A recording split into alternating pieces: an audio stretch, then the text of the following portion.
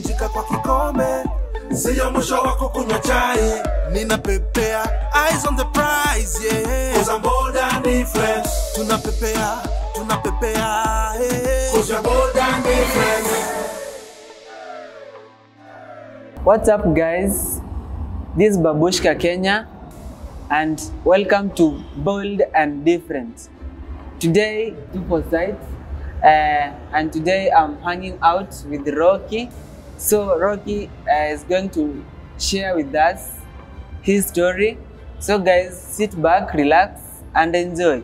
Ukoaje Rocky? Niko poa sana. Uko poa? Yeah. Introduce yourself. Who are you? What do you do? Where do you come from? My name is Rocky Malombe. I'm an interior designer. I was born in Mombasa, brought up in Thika, schooled in Thika, living in Nairobi, home in Kitui. Home is Kitui. Yeah. Wow. I'm happy to host you today. Thank you. Feel free, welcome. Yeah. And may God bless you so much. Amen. So Rocky, how did your disability happen? It happened on around 28 days of my mom's pregnancy. Around that's around 3 weeks of her pregnancy. So my disability actually originated from the spine. So within the first 2 weeks of pregnancy is when the spine is being developed. Yeah. So within that time, my spine was not developed completely, fully. You see, spine is like a train. It has segments. Yeah, so sure. there is a part of my spine below here, which had a gap. So that gap caused those spinal fluids not reaching the lower part of my body. So yeah. I was born with some deforms on my legs. Actually, they are known as talipes or clubfoot. So, but you can walk comfortably? That's after a lot of corrective surgery. A lot, yeah. So you went through surgery? A lot, yeah. So I had a spinal bifida closure. Yeah. That one I was done when I was around one years old or a few months. That was done on my spine. And then some other corrective surgeries have been done on my feet, because my feet when I was born, they were like this. Both of them, they were like this. Yeah. So they forced you to went through surgery is when at least you were okay. Yeah. But unfortunately, this foot was not completely corrected, because as I was growing up, it was left behind with around 1 inch. So the size of it is not the same size of like this, the other one. Even due to the spinal bifida, it has the spinal interruption. Some parts of my nerves were interrupted with. So like when you tickle me on this leg, I can't hear anything. Sometimes I get injured on this leg. Yeah. I find out when I'm taking a shower, when I see blood.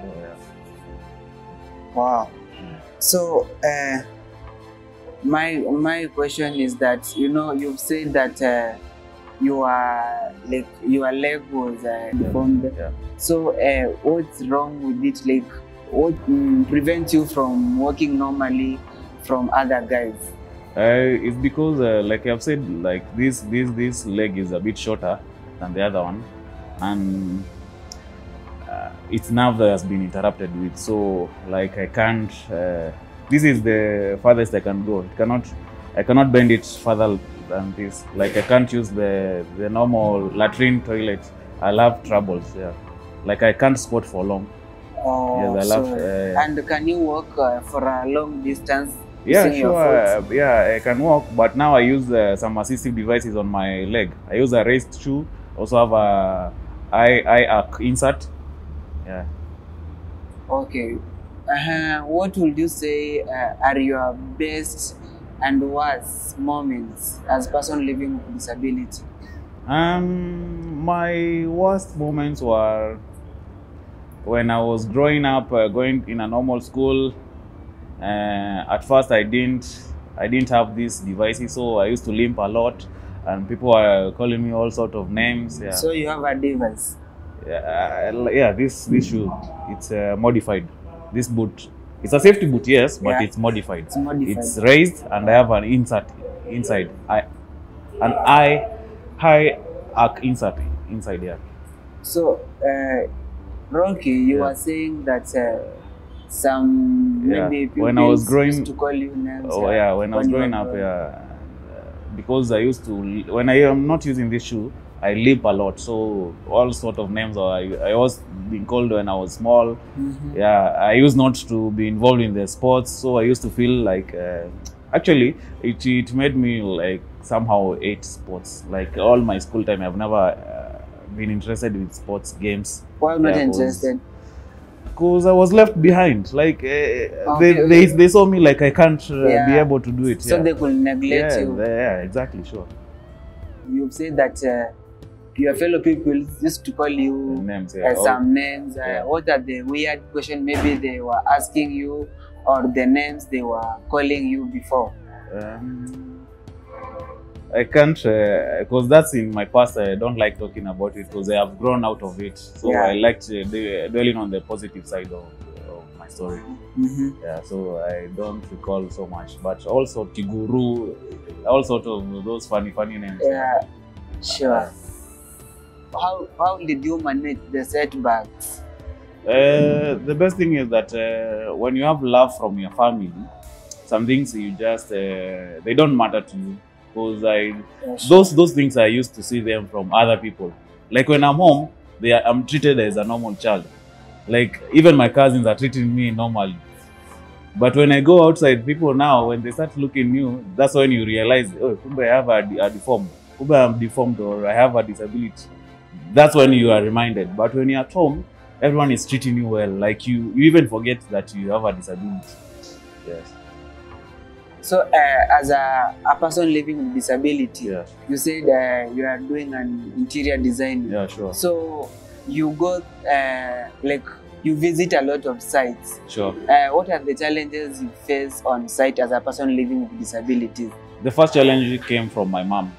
When I took interior design as a profession in college, my mom was a little bit against it because she thought that I will not be able to handle the site. Like, you know, most of the sites when they are being built, you find that there are no lifts, there are no handrails on the stairs. Yeah, sure. You use a lot of ladders, scaffolding and the rest. So she was a bit hesitant, like she was a bit careful for me not to go to those sites. She wanted me actually to do education because I was good in art, and I was also doing music. So she wanted me to be an art and design teacher and music teacher because I was good in those things. But my heart was in architecture. When I was growing up, I used to love, I know how to draw, but I don't know, my interest, I'm a fine artist on my free time. But my interest was so much into buildings. I don't know why. That's something which from a very young age, I wanted to be an architecture. It's something you loved when you were I wanted to be an architect. I wanted to take architecture. I wanted to be an architect. But what made me to do interior designing? I visited one of my friends. She's on wheelchair. I visited her at her home, and she started doing her dishes. And I saw a challenge there because she had to climb on top of the sink so that she can access the sink and do her dishes. So that triggered me to take things differently. So I thought, what can I do to make it more easier for her? So that's why I ventured into interior design. Interior design is where we enter into spaces which are built like this one. We make it livable. And my aim and my mission is making all spaces, if possible, all spaces to be, especially the public spaces, to be accessible to everyone. Sustainable buildings, spaces that can be used by anyone, whether you are short, whether you are blind, whether you are on wheelchair or using crutches. That's my passion. Wow. Congratulations so much, and keep inspiring people. You know, the disability made you not to give up, but to keep going. What are the advantages you find interesting? What are some of the things you find interesting in interior designing? Actually, that you my can first tell people to join maybe? my first job was working in the office. Yeah. To do the design, to draw the plans. Mm-hmm. But I was not fulfilled in the office, so I talked to my boss and asked him if he has a site anywhere. So when I went into the site, I never came back to office. I love site so much because you meet different people, you see things happening. Yeah, so I'm very passionate about site work. Yeah, but interior design is a good profession because I also have a friend of mine on wheelchair doing interior designing. He's doing well, so it's wide. Interior design is wide, so you can have somewhere where you can fit in, even on your disability. Yeah. Wow. So, Rocky, Yeah. what are some of the tactics that you've used over years to survive? Not seeing myself first as a disabled person, Yeah. but using my abilities. To work. Yeah, sure. Wow. So, you know, there are some other peoples there that like through maybe your work or through your message, through your story, someone can be motivated outside there.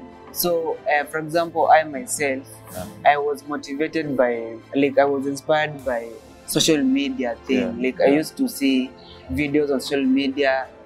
They made me to not give up in life, and I asked myself, if this one can do, what about myself? Yeah. So, for example, for your side, what makes you keep moving? What makes me keep moving is the challenges that we have. Mm-hmm. Yeah, the unemployability. There are fewer jobs here around. So, if possible, I want to make space whereby people I can create opportunities where people can earn from them. Yeah. You said there are fewer jobs. Yes, Yeah, it's sure. true. Yeah. Okay, for you, how do you like manage to get jobs? Through referrals, but I can say, like, even for me, it has not been so well because most of the time is when I'm free, and when I'm free is when I do my fine art. Because I'm not employed, I freelance, so when I depend on contracts, and sometimes those contracts are very few. So. So, Rocky, also you've said you're an artist. Yeah, sure. You also draw. Yes, I draw, I craft things. Yeah. Share to us more about this. I believe I was born with a pencil. I believe I was born with a pencil because pencil is my favorite tool. I use pencils, I use pens. Yeah, those are. I'm not a brush person, so I use most of dry media. Yeah. So when I was young. Yeah. Growing up we had to move from Mombasa because of my surgical needs to come to Kitui, which is near to Kenyatta Hospital. So when we moved from Mombasa to Kitui, Kitui is a rural setup. So during like lunchtime, my parents used to search for me, and they used to get me either in an open space, drawing on the ground, or in the river, modeling, playing with clays and making items. Yeah. So that's how I started. Wow. And So, since then, I have never stopped. Even here on site, sometimes I can get a sketchbook, I start drawing something. Yeah. So you draw and sell your articles, or you just draw just for fun? Let me be sincere. I draw because I love what I do. I don't do it because of money. Because in Kenya, not many people value art. Yeah, sure. Not many people. I have done commissioned work, but people, they don't see the value in the artwork. Like I might draw you, and the amount that I'm asking you for that, you see, like, it's very exaggerated, or it's not worth it. I don't know. So I draw things because I love it. I attend exhibitions, and sometimes I sell, but mostly I do it because I'm passionate about it. Wow. So, you know, there are some people living with disability outside there, and they are taking advantage of their lack of themselves, and they are beginning to beg. You know, like how will you talk about such? It's really very bad, and it pains me a lot because I even don't help them. Like I don't give them money. Well, sure, it pains me a lot. Because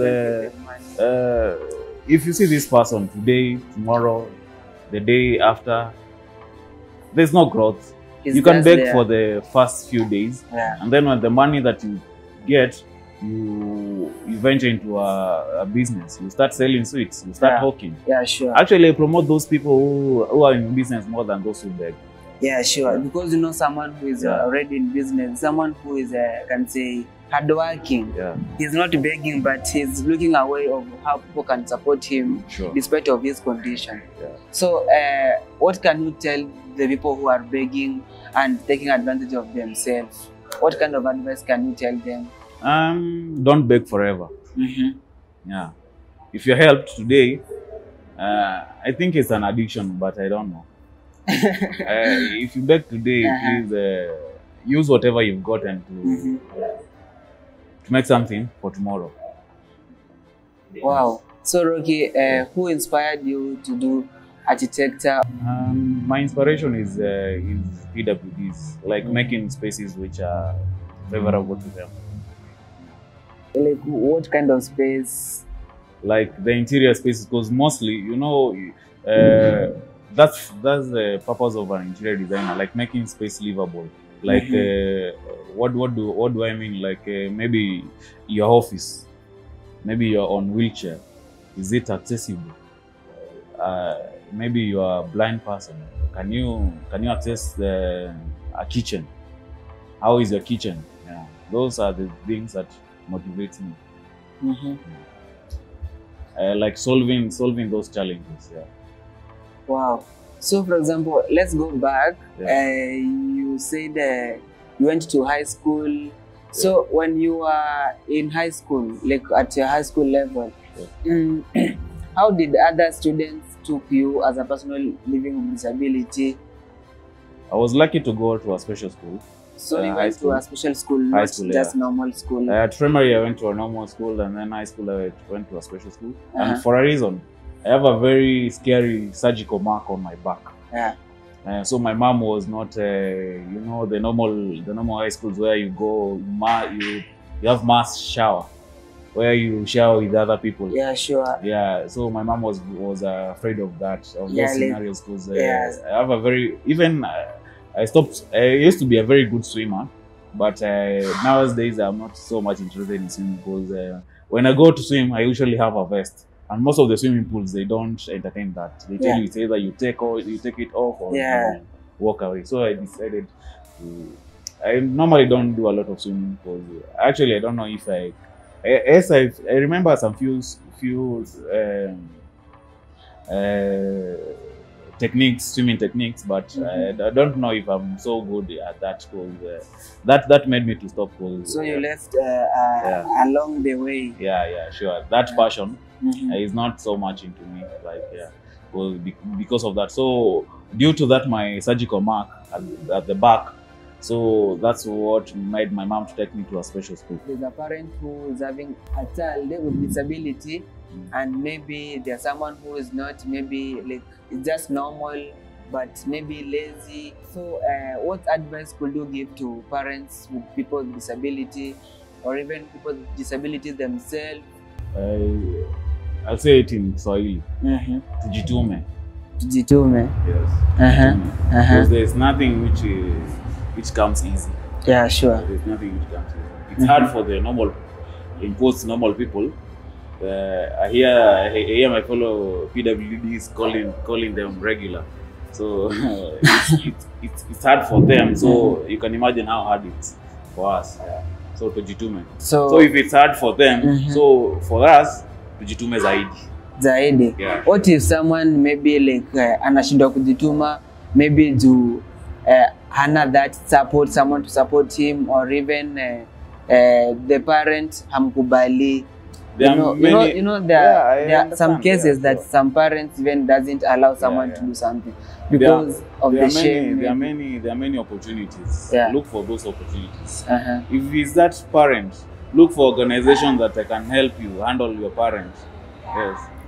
So Rocky, what is the one thing that you wish people could know about people living with disabilities? That they are capable. We are just like the others. We are capable. We can make it anywhere. It's just chances that we are not given. Uh-huh. Yeah. So we can make it everywhere, and I think disability is different ability. I can say that everyone is able differently. Yeah. I don't actually call it disability, but able differently. Because we are able differently. I'm able different. Someone else able differently. What are the social norms you would want to see with regards to person living with disabilities? If the public should take us as normal. I really don't like it when people stare at me because of my walking style, or because of my. I really don't like that. Yeah. So like when people, people they take us normal. Yeah. They understand because this, it's a normal thing. Yeah. And you don't like how people stare. Maybe others are sympathizing on you. How you work. Yes. Something else is how we build our buildings, how we make our spaces. You must consider that one day or one time you'll be old, and when you're old, you might have a disability. Maybe you will not be able to use that stairs or that space. So you consider that, because disability is not about deformation, but even old age or any time in your life, you might enter into this club because there is no invitation of this club. Yeah, sure. Because disability, it's something that you can acquire anytime, any minute, any second. It's something you don't know about it, Yeah. So I think these guys should take it as just a normal thing. And they stop being sympathetic. Yeah, they be empathetic. Yeah. Yes. Personally, I myself, I hate, I don't like when people sympathize on me. Sometimes I say, oh, look at this. It's not you alone. It's it's very uncomfortable. Yeah. So people should not sympathize on us, but encourage us to keep moving and work hard. Thank you for your time. May God bless you so much. It was a pleasure having you.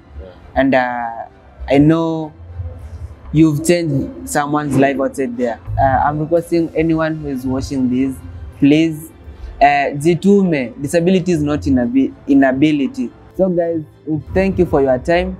May God bless you all. Let's meet next time. Bye.